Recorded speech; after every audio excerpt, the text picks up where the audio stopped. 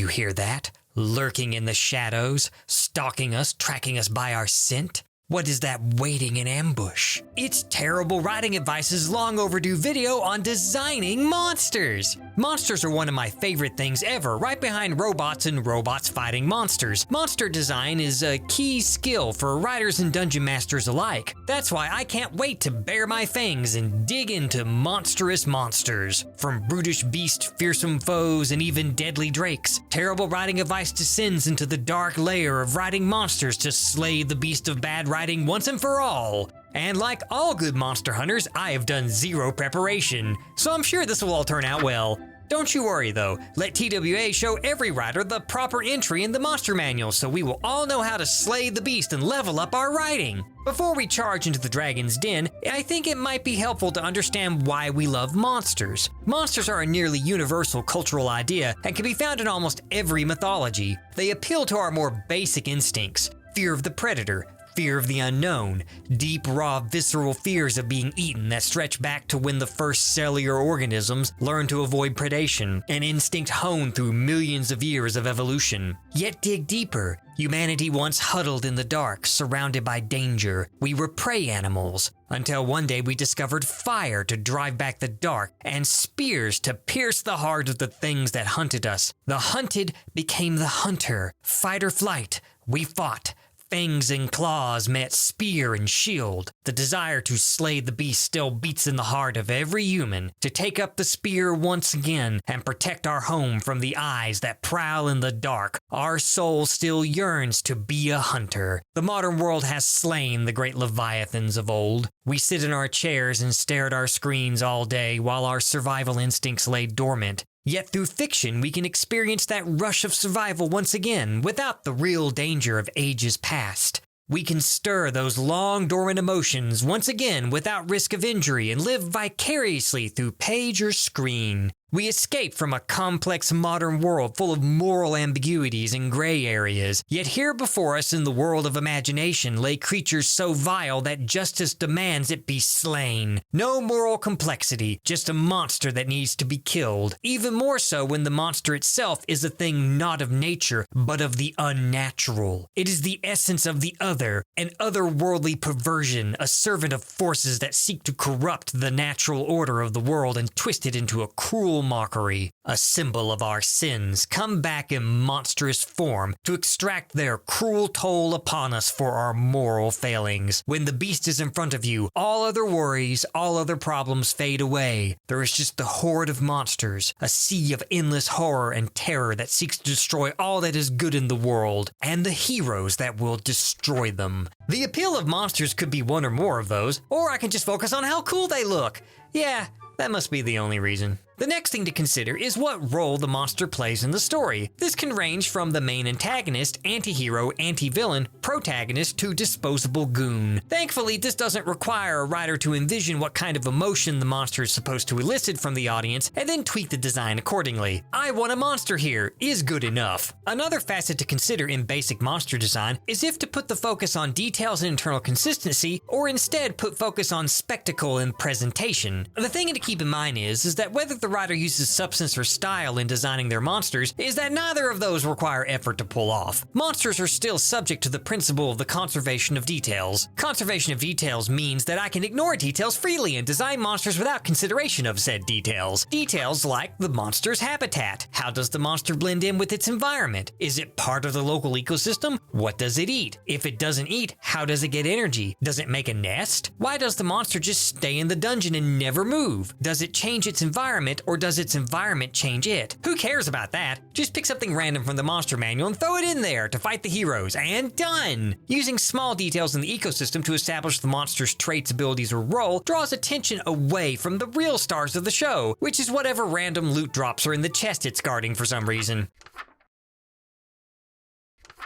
Be sure to discourage both player characters and written characters from poking too deep into how the Chimera managed to not starve in the 500 years it's been guarding that treasure chest. It's magic, okay? Like a wizard set it up or something. Look, you want the XP or not? I can't have the monster do something interesting like use the environment to its advantage or put the hunters on the back foot by virtue of the beast simply being better adapted to the harsh conditions of the local biome. Nor could I get the hunters motivated by showing how destructive the monster is on the natural ecosystem. I'm far too busy rolling loot tables for that. Besides, I don't need to have the monster play it smart or showcase its adaptivity, mostly because I can't really do those things myself anyway. I would rather instead just make my monster invincible. Bullets don't hurt it, not even small arms designed only to fight other humans. Too bad the military doesn't have anything between rifle and a nuke. Fantasy creatures in particular have all kinds of immunities. Is this to make the heroes puzzle out its weakness to showcase their cunning intelligence and ability to think under pressure? Of course not. It's to force them to go on a fetch quest so they can find the MacGuffin. That is the only thing that can hurt the monster. Find weakness, apply it until the monster dies. How exciting. Especially when there's zero puzzle elements or rules to figure it out. Invincible monsters are great for the rider as well, because this frees the rider from having to actually think of the ways to make the monster a credible threat. This can be tricky for a dungeon master though. Should I avoid puzzle-based monster design when my players have shown zero interest in solving even the most basic puzzle? Well, too bad for them. I have to show everyone how smart I am. A writer should never settle for something simple, especially when they have a compulsive need to show off. Smart monster design is not always complicated monster design, some may retort, but they'll be sorry when they face off against my Hydra that uses quadratic equations to regenerate its lost heads. I've covered weaknesses for our monster, but what about abilities? I'll give my monster all kinds of cool abilities. These can be added generously, and with no consideration for balance, coherence, or theming. As with characters, remember that abilities themselves are what make the monster cool, not using abilities in cool ways. For example, what if I had the heroes track a fearsome beast back to its icy maze? They cornered the beast. What abilities should I give it? The ability to concentrate cold in a single point, bypassing armor and equipment to cause frostbite unless the unlucky victim dodges? What about instead it can surprise the hunters by unleashing flaming breath, which explains how it carved out its lair while also creating a fire and ice theme?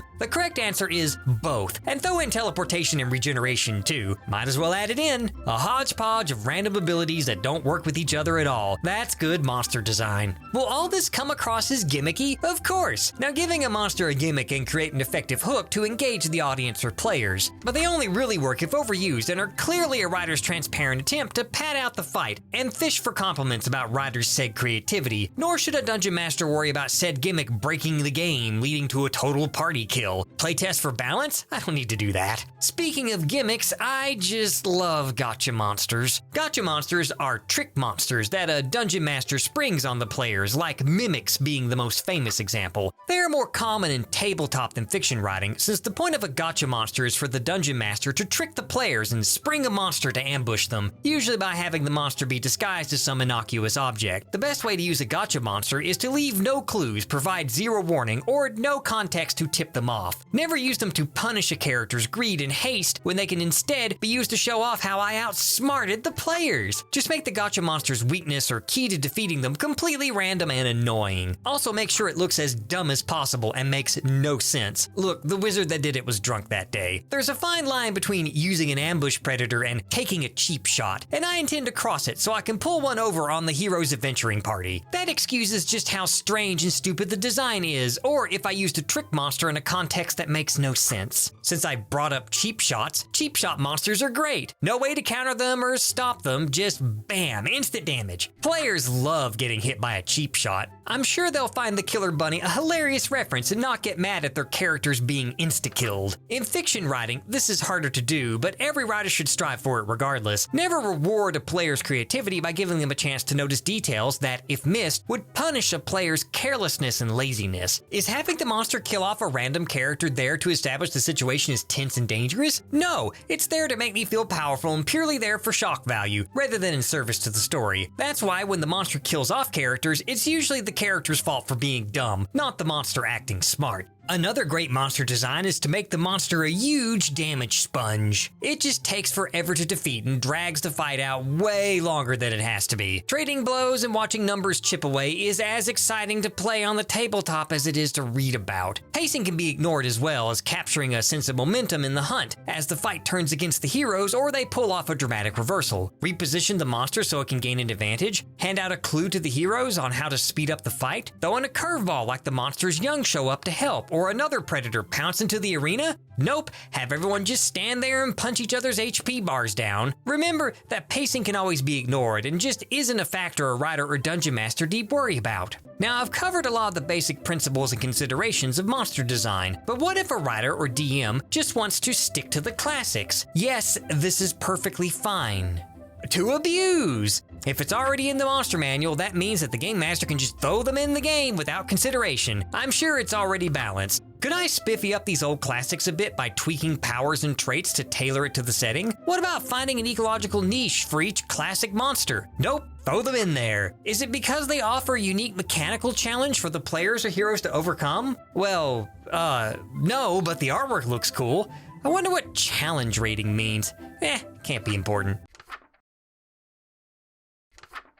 Now that I've thrown the monster into the story or game without consideration, what comes next? Why we introduce our monster. It needs a premiere. Does this mean I will spend the time and creative energy to build up the monster's unveiling through foreshadowing? Like claw marks on the walls or trees, the slain carcass of a fearsome monster that the party struggled to defeat before, howls, growls, and footsteps from the monster's prowls? What about the actual unveiling of the creature itself? Does it saunter in a predatory gait out of the shadows or hazy mist, fangs glistening in the moonlight? Where's the fanfare? Where's the drama and narrative weight of this terrible beast that the locals would barely speak of in only the vaguest of whispers? I don't know. I'm just going to plop this miniature down and point to it. Yep, that's a manticore. Better go fight it.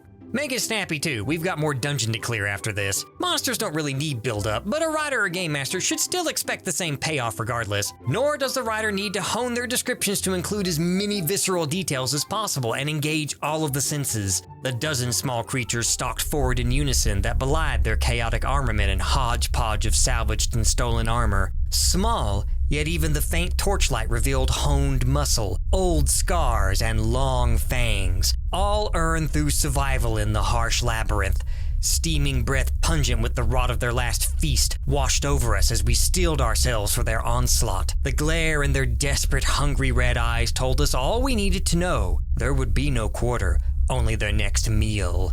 Their guttural chanting grew more excited as they sang their war song in a cacophony of ancient vital tongues long since forgotten by the civilized peoples. The song soon devolved into screeching howls right as they charged. See, this is way too wordy. Just stick with, and goblins appeared. There's no need to make even small, weak monsters appear threatening and dangerous through simple description. As such, all buildup can simply be ignored as wasted effort. As is characterization for the monster as well. The monster doesn't need things like habits or patterns of behavior. It basically exists to attack anything it sees and nothing else. Especially if it's a skeleton or other undead creature. Why would a creature or human brought back from the dead ever need any kind of motion or gestures that it would have used in life? Things like that might ground the monster in the story and add small details that will distract from the really good parts, which is killing the monster and taking its stuff. All monsters can be treated like attack robot piñatas that drop cool adventuring gear when killed. That even extends to the monster using things like rudimentary tactics, like having an ambush predator actually stalk and ambush its prey, or have the monster play cat and mouse with the heroes as each tries to get the drop on the other in a series of tense rounds of hide and seek. Why demonstrate the monster's cunning when I can just have the NPCs go on about how dangerous it is? The wizard explains that this monster is very smart even as it charges the heroes in the shortest possible path, or the monster said to be extremely aggressive simply stops when it comes to a chest-high wall rather than smashing through it. Never should a smart monster do something like evaluate its prey before engaging, nor should a monster ever bother to retreat once it realizes it's outmatched. All monsters fight to the death, even if they feel fear and pain and are smart enough to realize that the battle is lost. Never should the monster retreat to lick its wounds or fall back to its lair to gain a home turf advantage. This makes extra sense for monsters that use traditional military tactics. They should never resort to falling back to a prepared defensive position or learn to use hit and run tactics to wear down their foes. Yes, even animals use rudimentary tactics, but my monsters are exempt from the rules. I have the special permission slip that lets me. Just make sure that when the monster is cornered and can't retreat, that it doesn't become even more dangerous. Remember to keep them like stupid drones that attack until their HP is gone, and then they plop dead without any drama or ceremony. Well, except for maybe all the XP points that plop out of the corpse. Monster encounters should be forgettable. As such, a writer or game master should avoid a smart monster, as a smart monster is more memorable than merely a vicious one.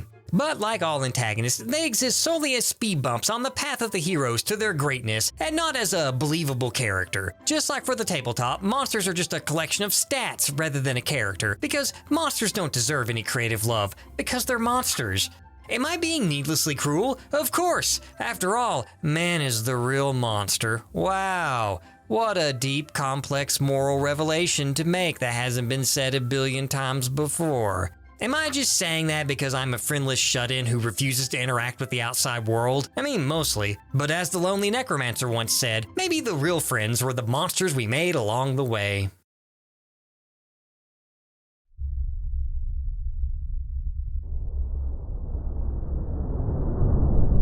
We should be close to finding the space communist here. Then we can join forces against greed. What even is this place? Oh, this place? It's a relic of the great backstory war fought a long time ago. That was back when everyone was fighting over which backstory the TWA expanded universe should have. Who won? Yes. Just keep on the lookout. The space thread should be hiding here somewhere. Oh crap, looks like I tripped something. Incoming broadcast from Megacorp. Stand by for an important message. Attention, residents of the TWA Expanded Universe. If you are receiving this message, then it isn't too late. Greed will accept all under his rule. Well, it looks like we're not the only one to try to gain allies. There's still time to surrender the pointless fight and join us in Nebula. There you can relax and enjoy outstanding Nebula originals like Worldsmiths by Tell Foundry, or Tierzoo's exploration in biology framed through gameplay with his Nebula original on Let's Play Outside. Catch these originals and more only on Nebula. Nebula is a streaming platform built by YouTubers, podcasters, and other creatives. Witness creativity without constraint or consideration of YouTube's inconsistently applied policies. You can even watch Terrible Writing Advice videos early and without advertisements, especially considering that YouTube could easily destroy the TWA Expanded Universe on a whim. Signing up using TWA's link also gets you free access to Nebula classes, where the creators of Nebula offer you tricks and tips for being a creator, or generalized advice, like Jeffrey Zatkin's class on 10 things to decide before creating a video game, How to Analyze Movies by Patrick Williams, or Persuasive Communication by Sam from Windover. Don't wait until the TWA Expanded Universe explodes. Use the link in the description to get 40% off an annual plan for as little as $2.50 a month. Escape to Nebula today! Or you can continue your pointless battle and perish. Time's running out. Greed is a fool. We would never take up his offer. Unless he lets us keep our branding. Of course, freedom of expression, so long as it's our expression. Yeah, Greed's just trying to get us to drop our guard. No one is going to get the drop on us.